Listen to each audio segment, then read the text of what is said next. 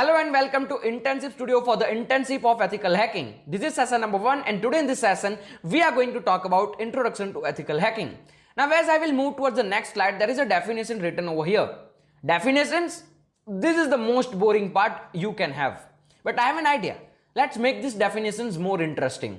Imagine I am the owner of an organization whose name is XYZ. I am hiring you for my company to work as a hacker. I will also ask you to hack my website and I guarantee. Hello and welcome to Intensive Studio for the Internship of Ethical Hacking. This is session number 1 and today in this session we are going to talk about Introduction to Ethical Hacking. Now as I will move towards the next slide, there is a definition written over here. Definitions, this is the most boring part you can have. But I have an idea. Let's make these definitions more interesting. Imagine I am the owner of an organization whose name is XYZ. I am hiring you for my company to work as a hacker. I will also ask you to hack my website and I guarantee you that if you can hack my website, I will pay you 200 bucks. It can be the most luckiest thing which can ever happen to you because you are getting paid to just hack something. On the other hand, in the other part of worlds, there are several hackers who are doing the same thing. With this, I mean they are also hacking websites, but rather getting paid, they are in the jail. They are behind the bars. They have been heard of 2 to 3 years of jail just in the crime of hacking something. So it can be luckiest thing for you. But now you might think that why this partiality? You are hacking websites over here. On the other hand, there is a hacker who are doing the same thing. They are also hacking websites, but rather getting paid, they are in the jail. Then why this partiality? Let me explain you why. On this hand, here you are and here is the hacker. Now, you are hacking a website with a permission. On this hand, there is a hacker who is in the jail and who is hacking the website without permission. Now, you can focus on the words permission, without permission, ethically, unethically. If you do something with a permission, it means that you are doing that thing ethically. So focus on the word ethically, hacking. So yeah, this is the definition of ethical hacker.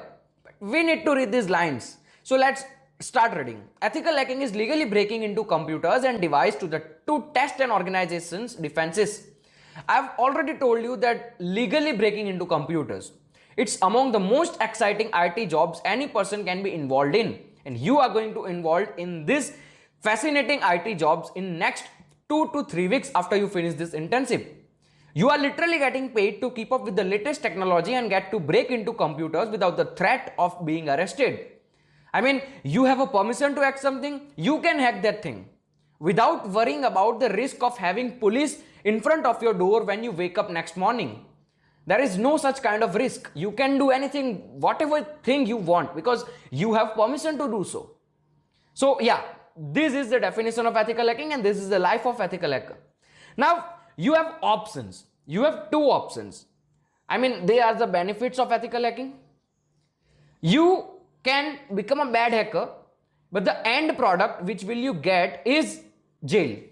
On the other hand, you can be a good hacker and end product is money. There will be money in your pocket. You are doing the fun thing which is hacking.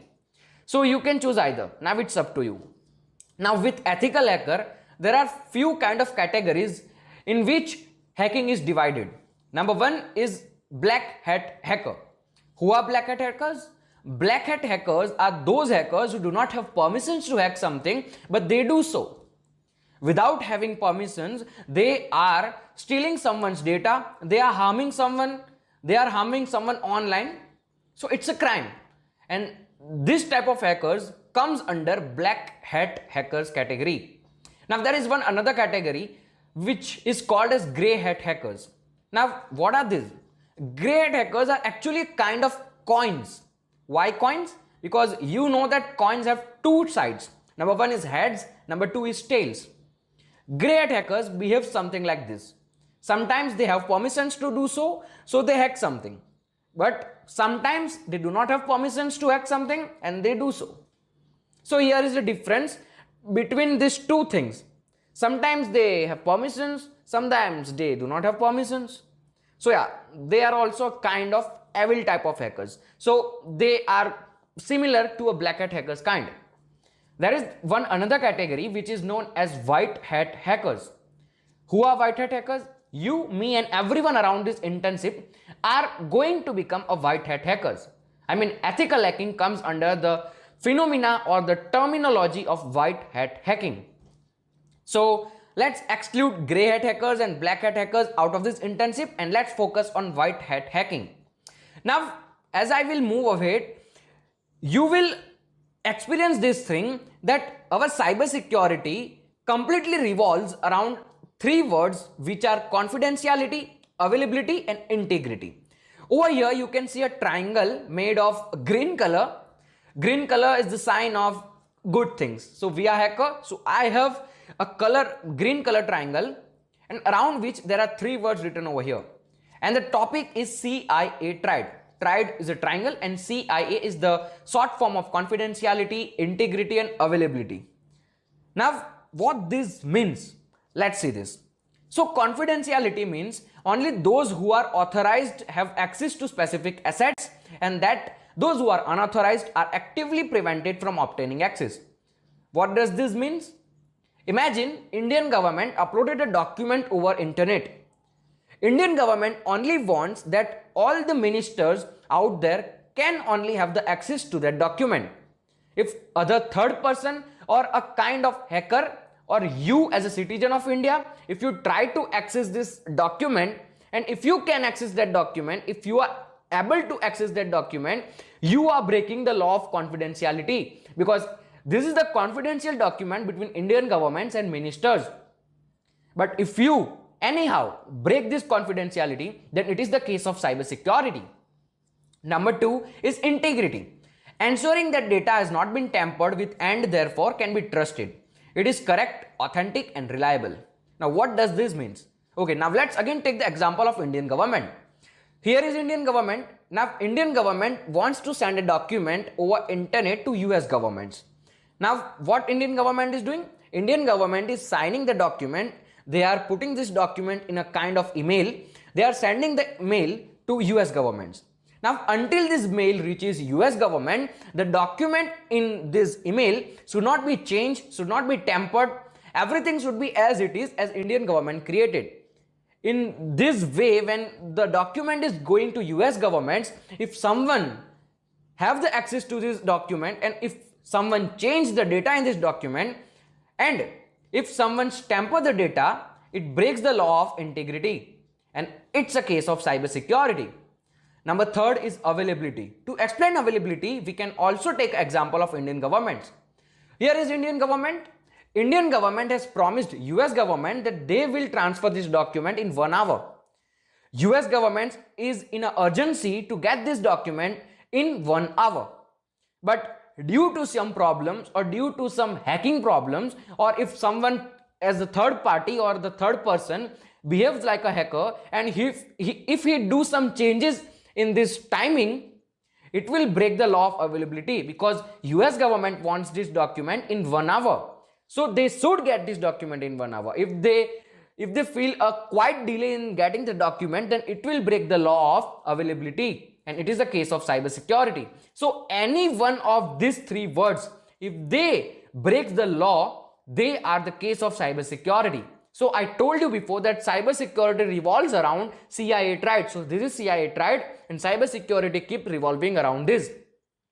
After you become ethical hacker or cyber security researchers, it's your job to keep these three words safe, secure and it should sound completely, as we can say, private.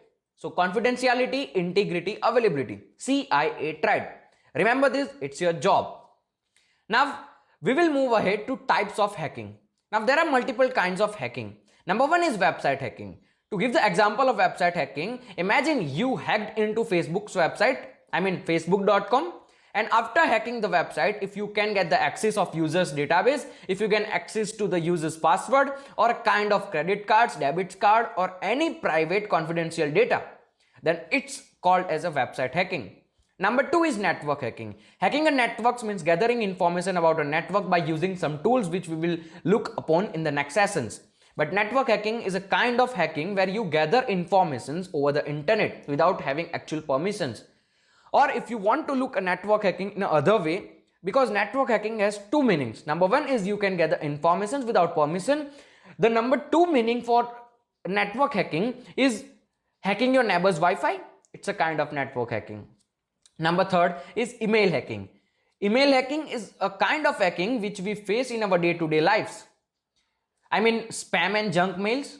Or if someone gets into your email account, if someone has the password to your email account, and if he, on behalf of you, using your mail, send a mail to someone without your consent, then it is a kind of email hacking. Number fourth is password hacking. Password hacking, you can just understand this by reading the word password hacking. You have heard about this, your friend's Instagram account hacked, your friend's Facebook account got hacked.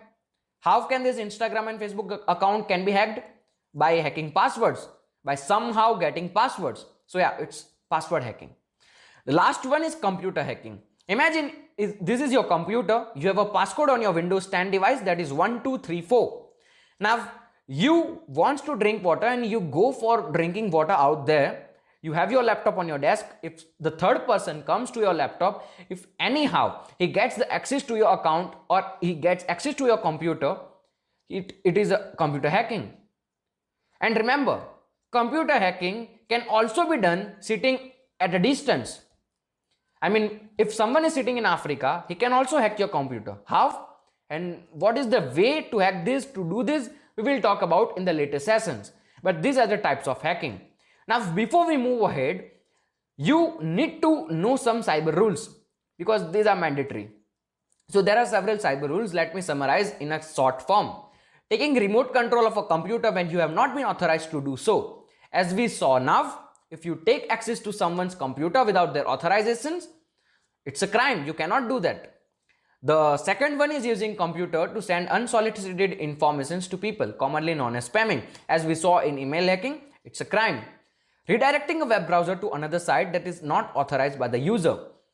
I mean, if you have experienced this, I personally have, that if you somehow click on any website for the download, you are going to download something, and if you click on download button, sometimes you face this, that whenever you click on download button, your web browser redirect you to the another tab, and that tab will be full of advertisements.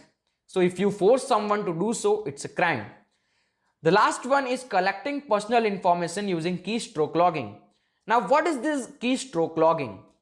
Keystroke logging is if someone is sitting in Africa, as we saw in the last point of computer hacking, if someone is sitting in Africa and he gets access to your computer, after getting access to your computer, he will install a kind of malware in your computer which will continuously spy on what you type.